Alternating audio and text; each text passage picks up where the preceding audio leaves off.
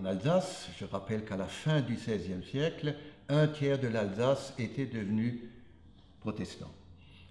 Ça se répartissait dans les différents territoires, toujours le plus souvent d'après le principe des autorités, du principe du cuius regio eius religio, c'est-à-dire que la religion du prince, du seigneur, déterminait la religion des sujets. Donc on trouvait les protestants surtout dans des villes comme Strasbourg, Colmar, Mulhouse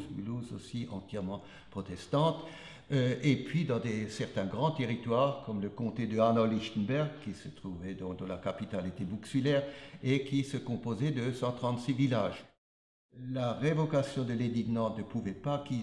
toucher l'Alsace parce que l'Alsace était au bénéfice des traités de Westphalie. Or, les traités de Westphalie que Louis XIV avait signés reconnaissaient aussi bien le culte catholique, bien sûr, le culte luthérien, mais aussi, à la différence de ce qui s'était passé un siècle avant, aussi le culte réformé. Donc,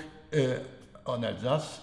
Louis XIV a dû respecter le statu quo confessionnel, ce qui n'empêche pas que, peu à peu,